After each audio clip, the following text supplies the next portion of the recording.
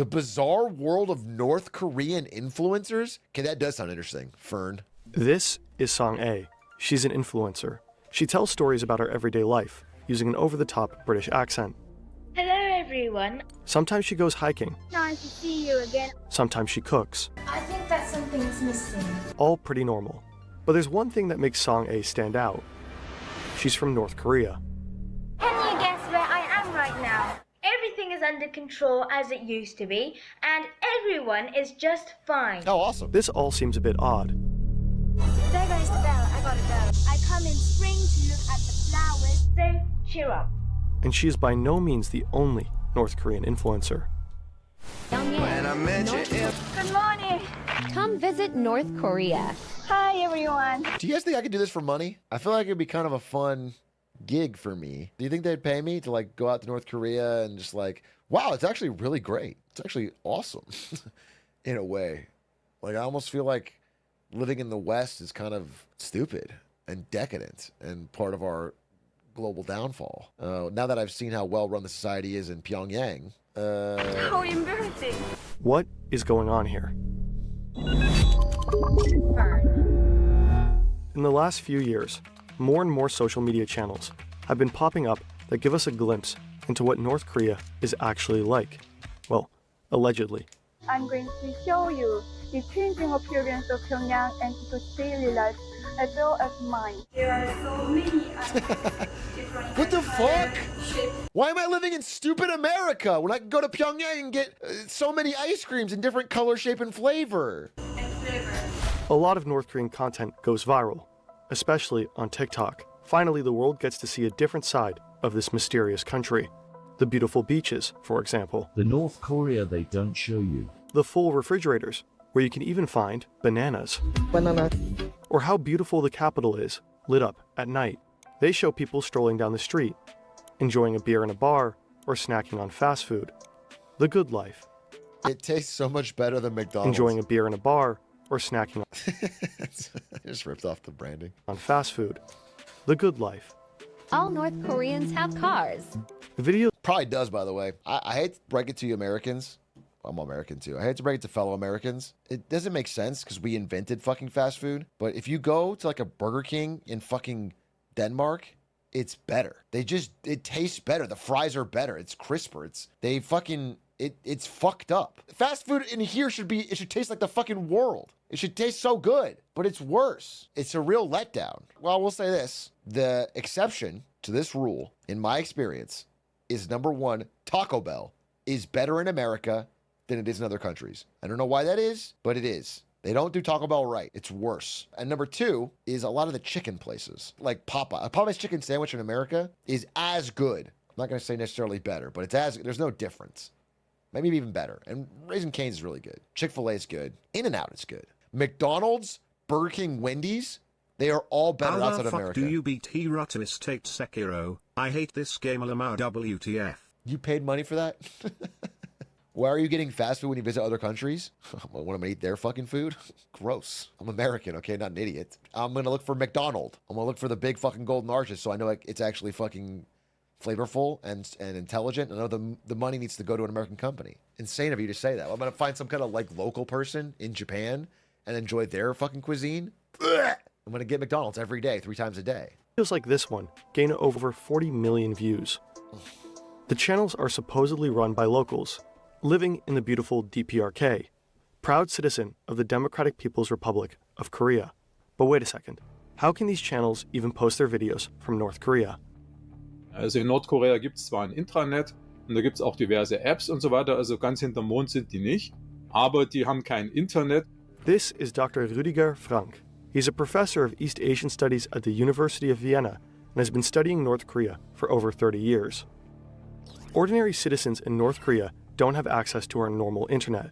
Only a few thousand of the 25 million inhabitants have this privilege.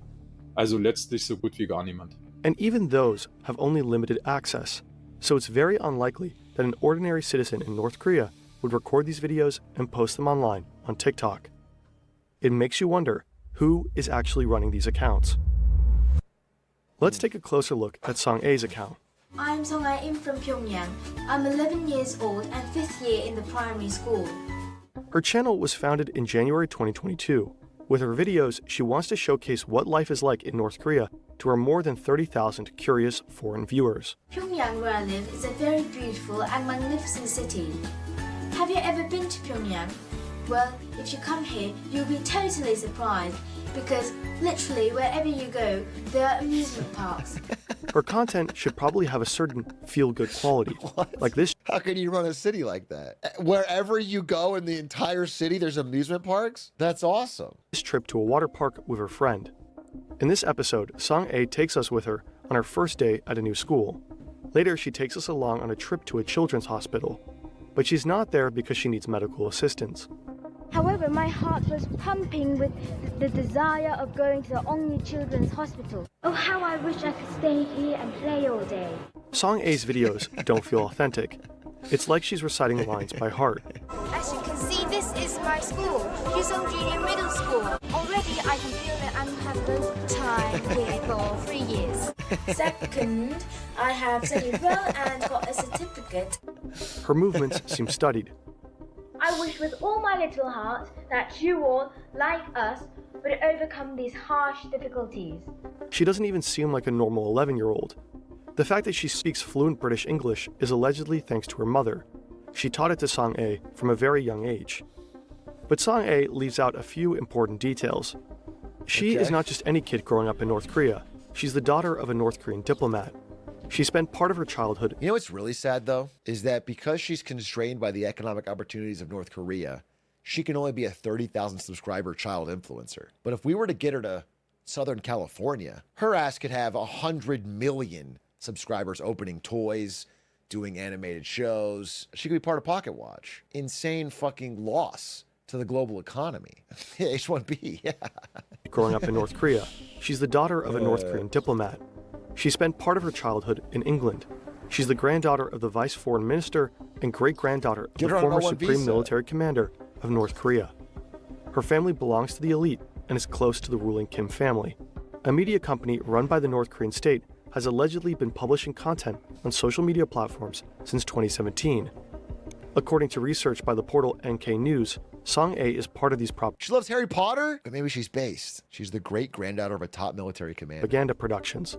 And her channel is just one of many. There's the YouTube channel Echo of Truth with Un-A, which has since been deleted. Hello, my dear friends. I wish this beautiful April day could cheer you up a little bit. Or Olivia Natasha, Yumi Space DPRK Daily, also deleted. And now, you might be wondering, the owners of this splendid new flat are. Believe me or not, houses here are given to ordinary working people free of charge. Holy shit. However, it's hard to say whether all of these accounts about North Korea are all state-sponsored propaganda. Zoe Discovers, for example, works for a British tourism company in China, Koryo Tours, and Yang Waishi. Do you think when they take satellite images like this that show the massive gap in electricity between North Korea and South Korea, it's just because everyone in North Korea is polite enough to turn their lights off at night? Do you think maybe they actually just don't like light pollution and so at light they all turn them off? That must be it. That makes so much more sense now that I've had my eyes opened. They just have a good sleep schedule. Unlike the degenerates in South Korea who stay up all night gambling and opening gotcha games. The DPRK's population are all stargazers. They appreciate a good night sky. Like they check out from the phone once in a while and actually talk to each other. First trips to North Korea. In over 200 videos on her YouTube channel and on TikTok, she shows us the beautiful sides of the country. She visits North Korean festivals, goes skiing, or shows us how North Korean families live. Are you happy to be going back to Pyongyang? Yeah. I think so. According to her own statements, she does not receive anything in return for her content. It is not a propaganda account and not sponsored by the North Korean government. We were unable to verify this, however.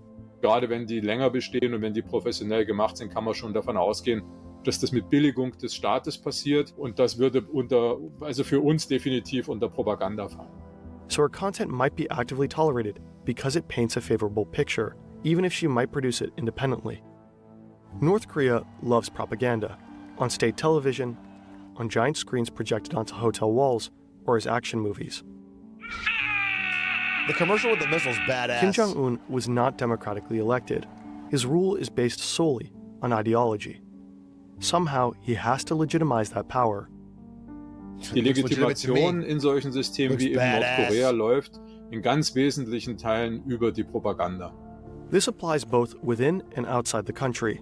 Everything found on social media is propaganda meant for the outside world. Of course, because North Koreans don't have the internet. That content is primarily intended to prove how well the country is doing. Life in North Korea is supposedly not as miserable as the Western media make it out to be. North Korea. They got ice Quite cream. the That's opposite. all I need to know. Just take a look. North Korea has great schools, hospitals, better fast food than McDonald's, and even banana. Just to be clear, the truth is that there is virtually no prosperity in North Korea. 60% of all North Koreans live in absolute poverty. It is one of the poorest countries in the world. These videos are aimed at people in the West, I'm not seeing but enough according to Professor ice cream or Frank, banana in those also photos. at Japanese, Chinese, and above all, South Koreans. And depending on the target group, the aim of the propaganda on social media might differ. With regard to South Korea, there is a very specific, long-term goal: a united Korea in line with North Korean ideals. To do this, the North presents itself as strong and proud vis-a-vis the hostile South.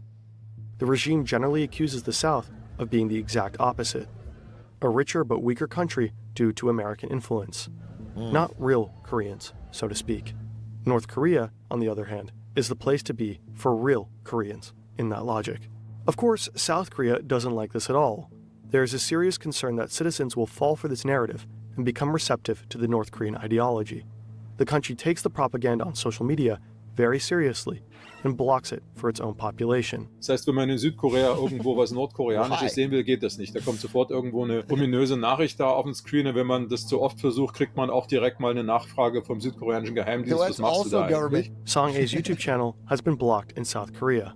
YouTube has also deleted the channel for violating the company's guidelines. North Korea will probably try again.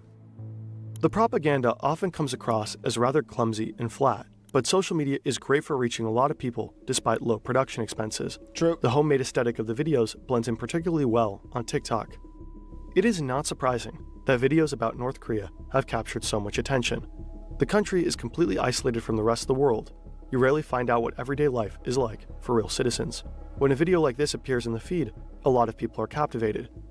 It's unfortunate that this very desire to simply learn more about this strange place and its people is so strategically exploited and perverted. All right, let's figure it out ourselves. I'm talking about a chat-wide field trip, Atrioc community to North Korea. We're all going to go and we're going to get to the bottom of it ourselves. We're all going to live there for a year in Pyongyang. We'll get apartments. They're free, by the way. And we'll get ice cream and we'll get banana. And we'll make Minions jokes. And if they don't get that, we'll explain it. And it'll be really fun. In fact, if they haven't seen Despicable Me, we could make our own Despicable Me and get rich in North Korea. This is all a really good idea. Which is something that YouTubers luckily never do. The real North Korea continues to be largely withheld from us because a cruel regime has absolutely no interest in nuanced truth. Interesting.